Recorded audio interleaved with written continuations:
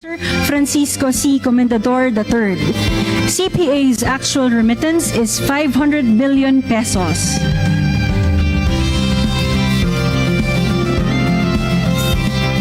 Thank you, CPA.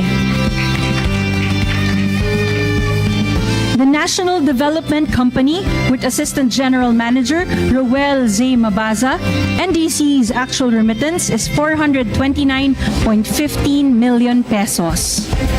The NDC also participated in the GOCC service caravan. Thank you, NDC. The FIVIDEC Industrial Authority, with Administrator and Chief Executive Officer Joseph Donato J. Bernedo. PIA's actual remittance is 385.41 million pesos. Thank you, PIA. The National Home Mortgage Finance Corporation, with President Renato L. Tobias, NHMFC's actual remittance is 377.60 million pesos. Thank you, NHMFC. The PNOC Exploration Corporation, with President and Chief Executive Officer Adrian S. Sugay. PNOC EC's actual remittance is 347.02 million pesos. Thank you, PNOC EC. The Philippine Crop Insurance Corporation, with President Jovi C. Bernabe. PCIC's actual remittance is 312.40 million pesos. Thank you, PCIC. The Philippine Retirement Authority, with General Manager and Chief Executive Officer Roberto Z. Zozobrado. PRA's actual remittance is 294.96 million pesos. Thank you, PRA. The Clark International Airport Corporation, with President and Chief Executive Officer Joseph P. Alcazar. CIAC's actual remittance is 282.72 million pesos.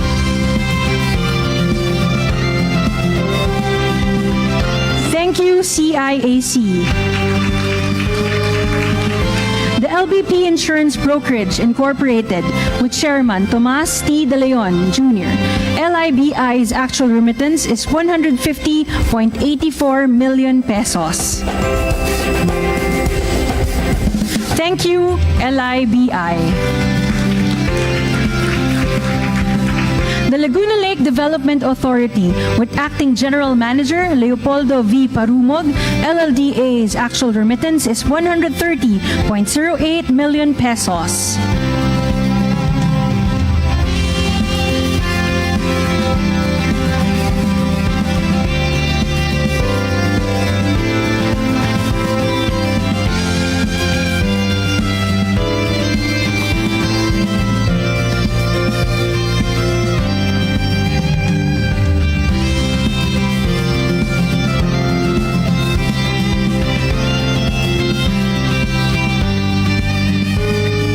Thank you, LLDA.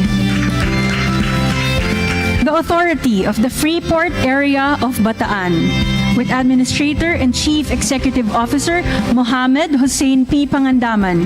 AFAB's actual remittance is 130 million pesos.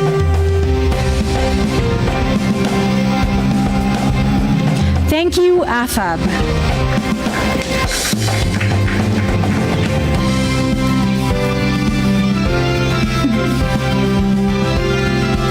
The Sugar Regulatory Administration, with Administrator and Chief Executive Officer Pablo Luis S. Azcona. SRA's actual remittance is 126.87 million pesos. Thank you, SRA.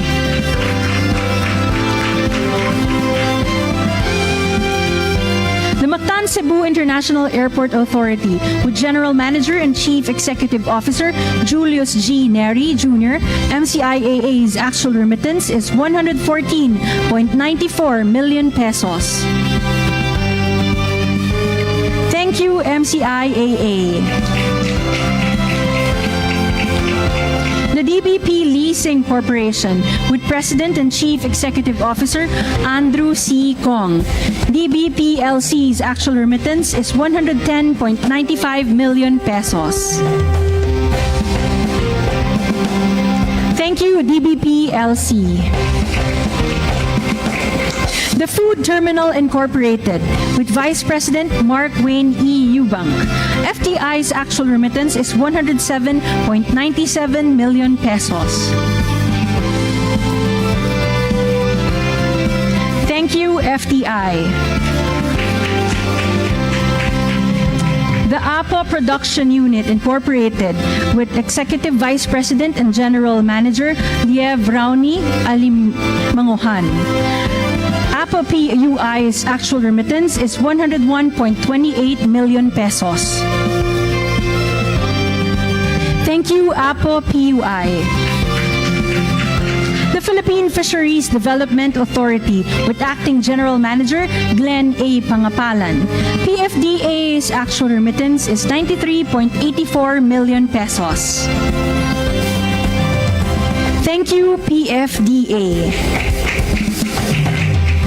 The Social Housing Finance Corporation with President and Chief Executive Officer Federico A. Lacsa.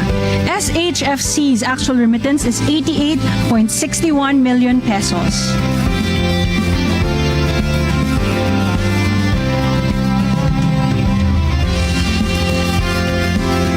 Thank you, SHFC.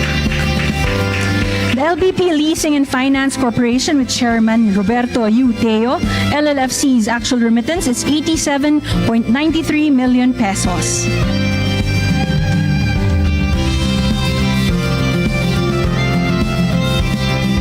Thank you, LLFC.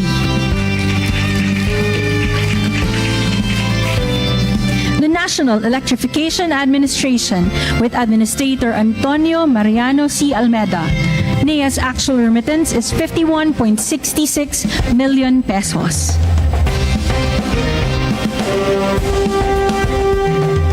Thank you, NEA. The Small Business Corporation with President and Chief Executive Officer Robert C. Bastillo. SBC's actual remittance is 40.66 million.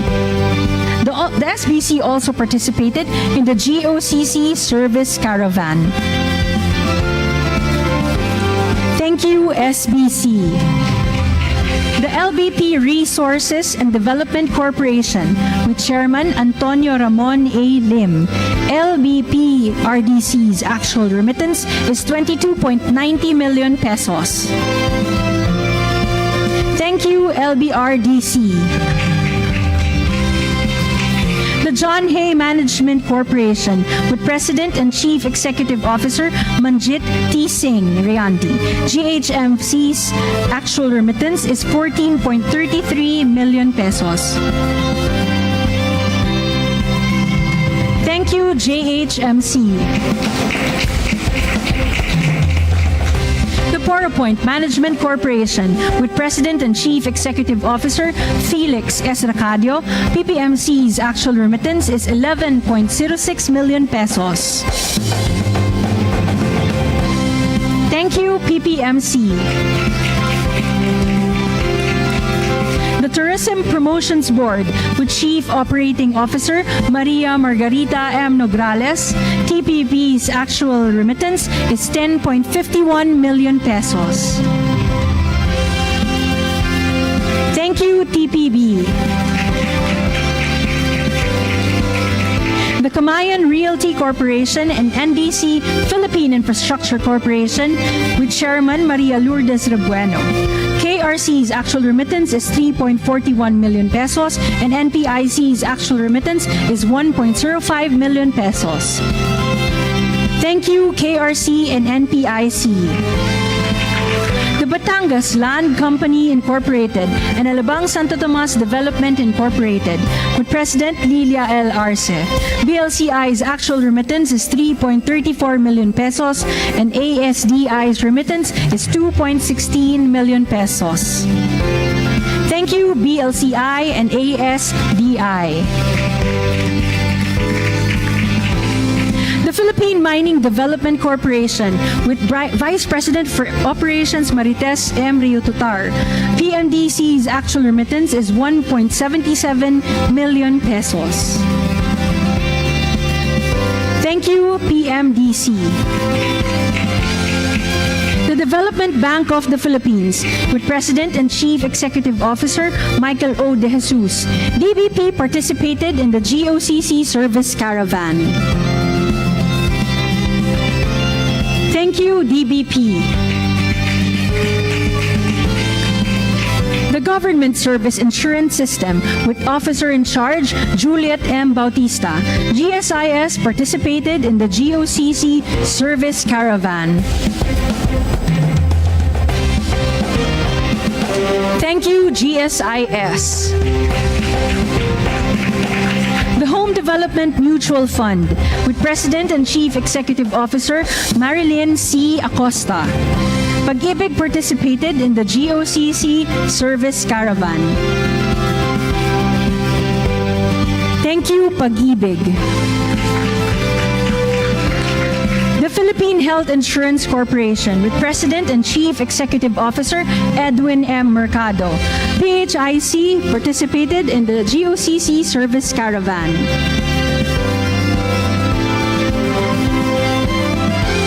Thank you, PHIC.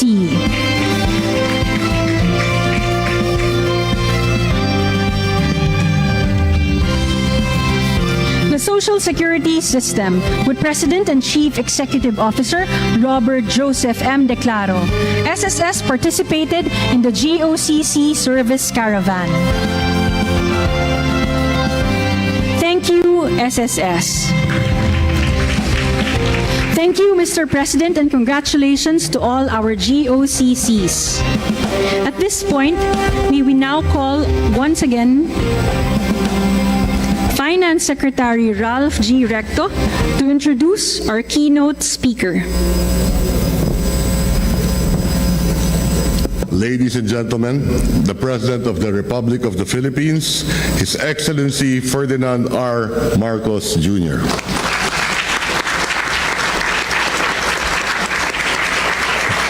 Thank you. Thank you very much to the Finance Secretary, Secretary Ralph Recto. Please take your seat.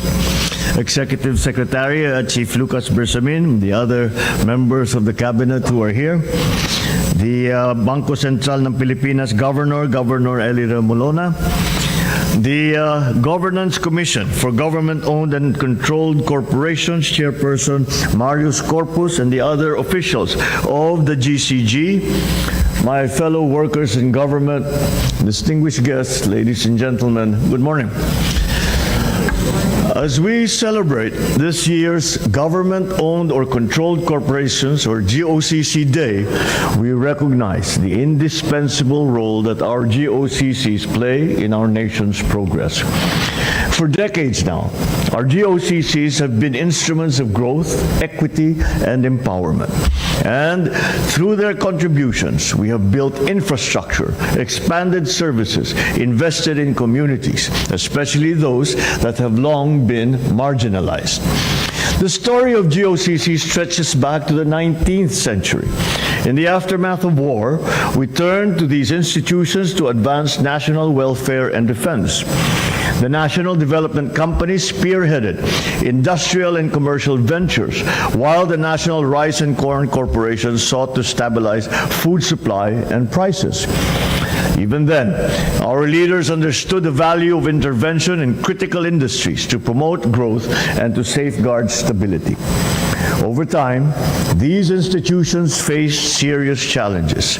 Inefficiency, lack of accountability, and financial strain tested their credibility. But our GOCCs did not fold under pressure. Instead, the GOCCs persevered, treating every difficulty as a chance to reform, to rebuild, and to restore public trust. The success of our GOCCs today proves that with discipline, with good governance, public institutions should rise better and stronger.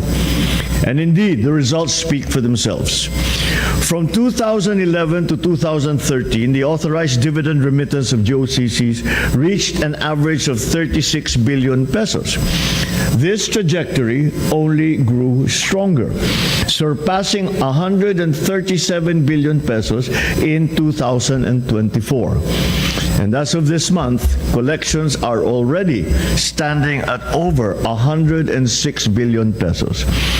These funds will finance the establishment and renovation of classrooms, of hospitals, and of infrastructure, as well as the implementation of vital social programs.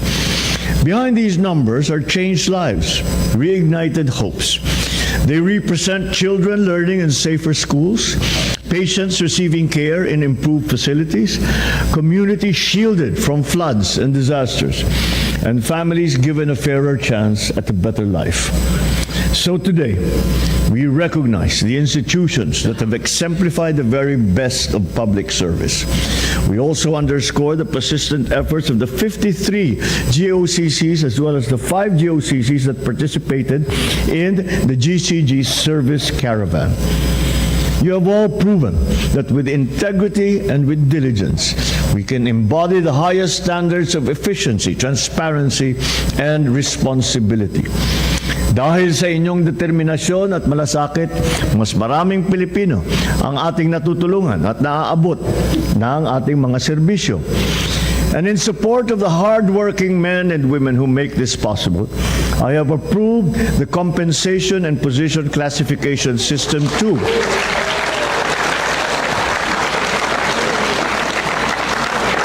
That will increase the salaries of GOCC employees. Well-deserved naman.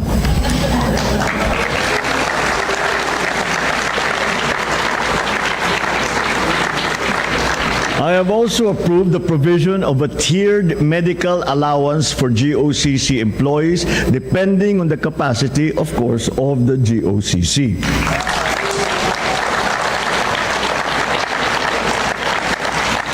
Further, for GOCCs that implemented CPCS-1, the increases will retroact to 1 January 2025 upon receipt of their authority to implement from the GCG.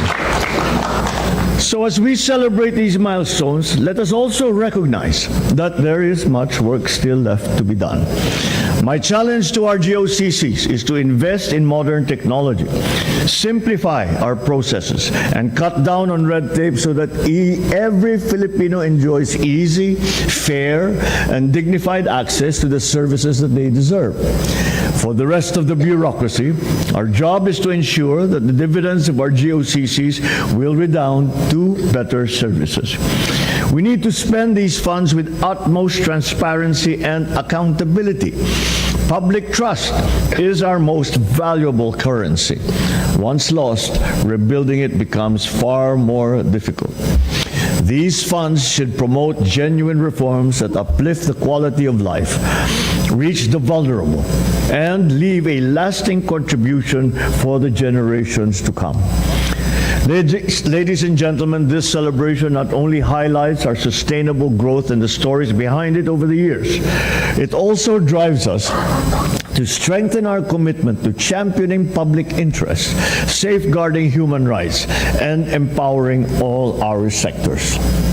Together, let us continue building a GOCC sector that continues to stand as a beacon of integrity, excellence, and service.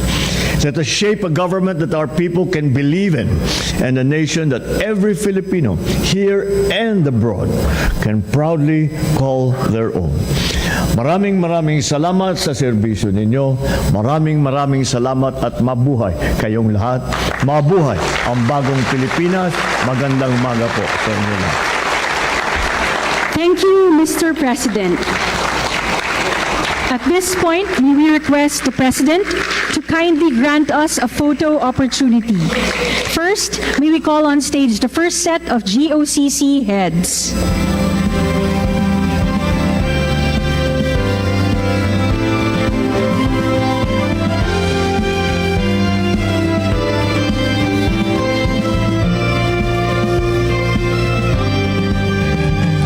second set of GOCC heads, please stand by.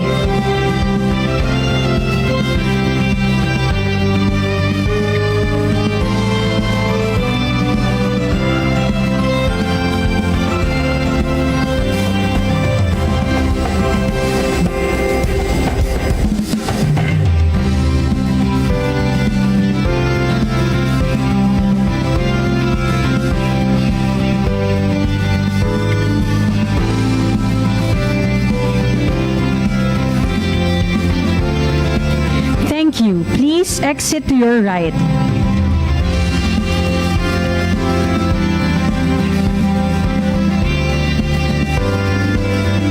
Second set of GOCC heads, you may now proceed on stage.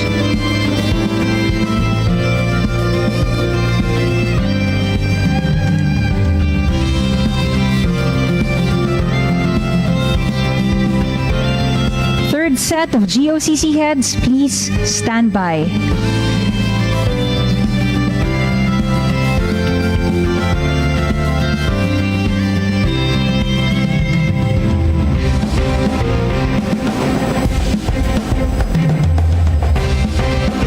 Thank you. Please exit to your right.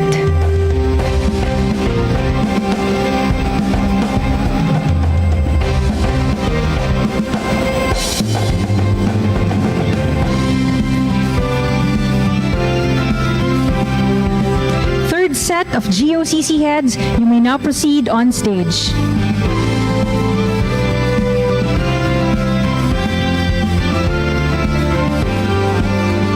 Fourth set of GOCC heads and Department of Finance officials, please stand by.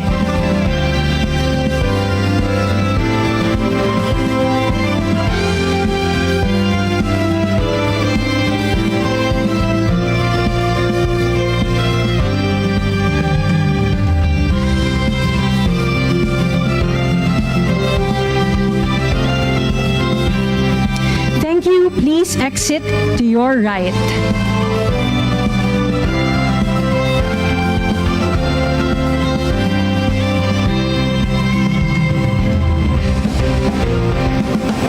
Fourth set of GOCC heads, you may now proceed on stage.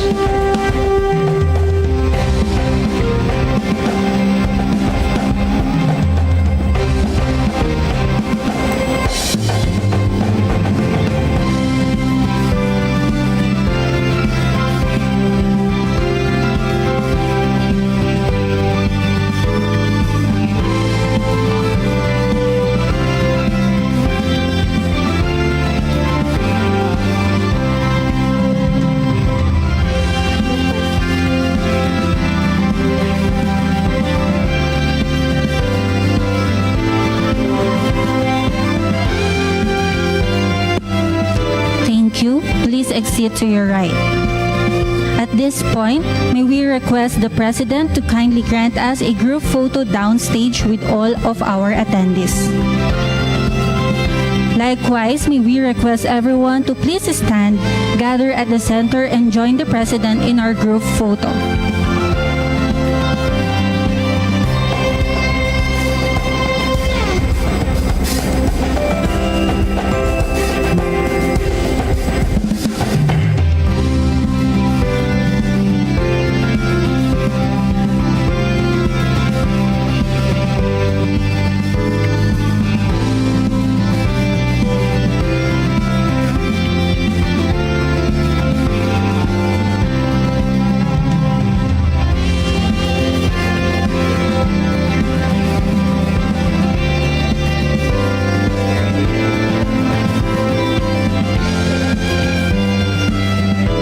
Ready?